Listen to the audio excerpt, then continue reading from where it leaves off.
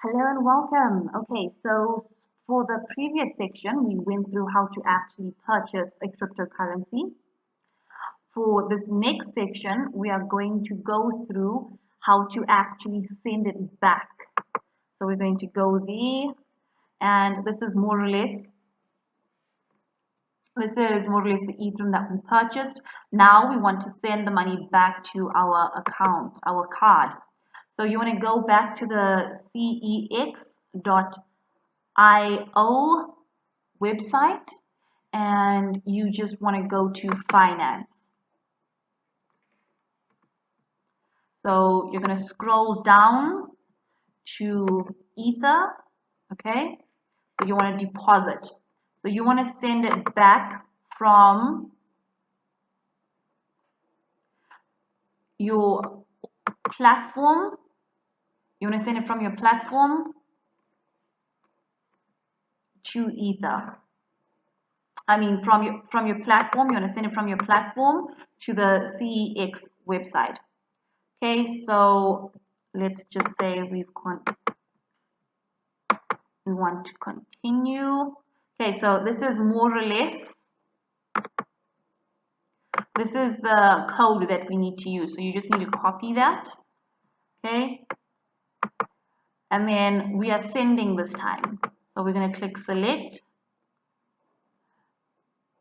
And then we're going to choose the address. Okay, we're going to paste. There we go, we've pasted the address. So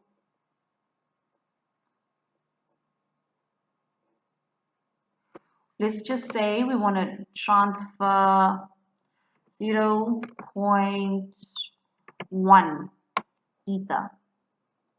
Okay? Well, so let's just do the entire amount. What am I going to do with the rest of this? 8427. So I'm going to transfer all the ether that is available in this account. Okay, so send.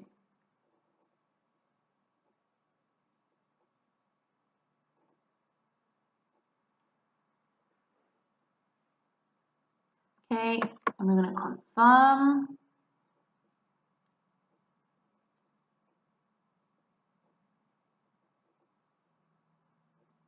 Okay, so it has been sent. Okay, there we go. Okay, so it doesn't always happen this fast.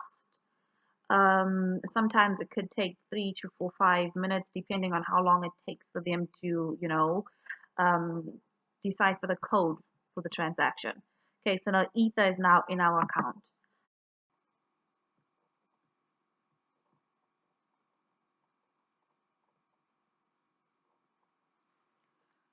Okay, so our balances are a bit different. I already had a bit of Ether. It was a small amount. This is why our balances are different from what we deposited. I've been playing around with this account for the buying and selling Bitcoin and Ether. Buy at a low, sell at a high trading course that I also have. So this is why our balances are currently different, and I've already got some euros in the account. Now, once we have redeposited the money into the cex.io website, what we want to do is click on the trade button. Now, under trade, you can clearly see this is more or less the setup that they have going on. You can choose to sell your Ether. This is Ether USD for US dollars. You can also choose, okay, so I've basically waited a while for this video to do this video, but so I've basically covered my fees just by holding on to the Ether that we bought. I think the difference between the balance and what we just put in was 0, I think 0.04 Ether or something of the sort. So it's not really a huge difference. So the reason why we're getting a full 20 US dollars back is because we've waited for the price of Ether to go up. So this is ideally what you want to do when you're buying Bitcoins. But it was only about a day or so that I waited. So I don't usually sell my Bitcoins into US dollars. I sell them into euros for one simple fact that I live in South Africa and the euro is always stronger than the dollar at all points in time. So I just get more value for my money when I buy in dollars and I sell in euros because when I get my euros back, it's worth a lot more. Okay, so I'm just going to sell our Ether here.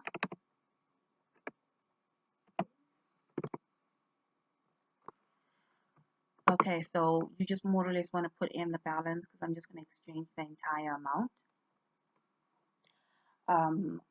Once you put this in, it happens automatically. So I'm just going to place order and it'll tell us exactly how much we're placing the order for. So place order, and can you see it automatically gives us a zero balance, so you do not have enough funds to sell more. Okay, so if we go up, we will be able to see that we've got 0 Ether and our euro balance. So it's the same. Let me just try refreshing the page.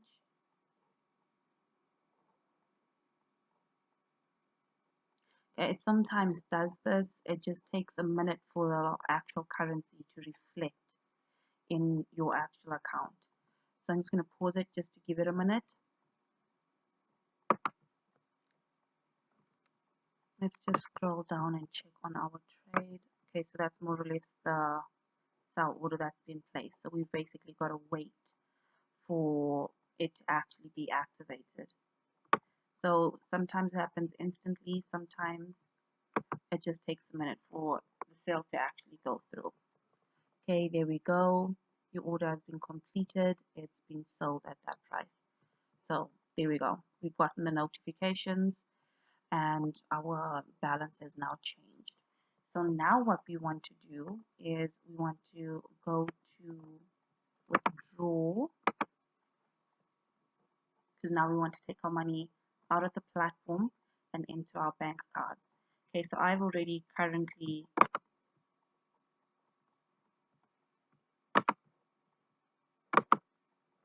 currently verified my bank card so I can deposit it directly to the bank card. So it'll take 3 banking days. Usually it happens automatically. So I'm going to withdraw my entire balance. Okay, so from here, I think the fees come up to about €6.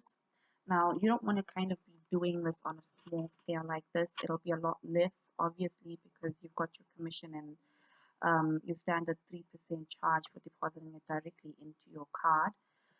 So you kind of want to make sure that when you do this, you're dealing with large sums. When you withdraw, try and make sure that you're withdrawing at least, 10, 20,000 Rand, or, at least €1,000, or even like €500. It doesn't really need to be, how can I put it? It doesn't need to be within the thousands range, but you don't want to be doing it with a couple of hundred because it costs a lot to withdraw. So when you're doing this, you want to make sure that you kind of use big numbers. And when you deposit, because of the fees and etc. involved, if you're doing this on a smaller scale, it's going to cost a lot just to transact. So you want to make sure you do it on a larger scale. I'm just using a small account here because obviously Bitcoin is, well, cryptocurrencies are, they're basically internet currencies and you can get hacked if you actually display your real account on the internet. So I'm not going to be doing that.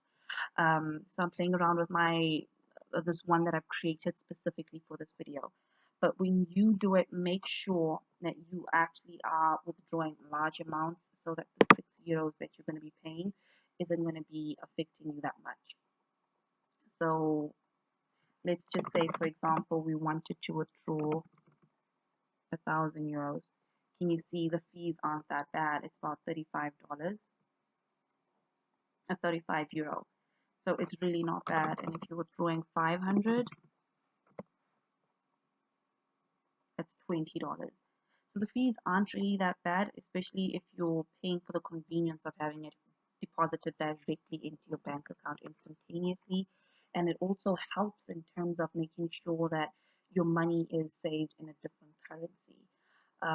Because in South Africa and African countries in general, we tend to have our currencies fluctuate and not hold their value as much.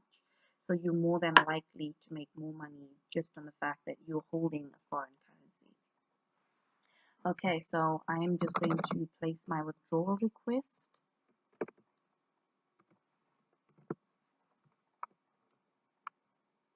But I've more or less made all of my transaction fees back because of the simple fact that I waited for a little while and the cryptocurrency went through. So went up. The value of the cryptocurrency went up.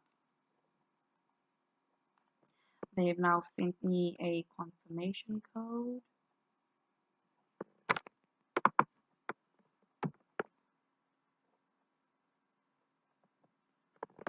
That's 9. Let me just ask them to resend it.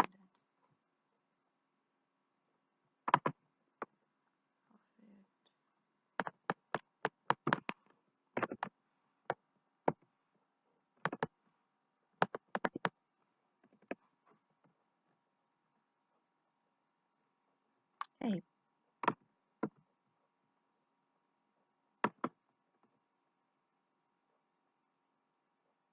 Okay, so as you can see, our balances are back to 0.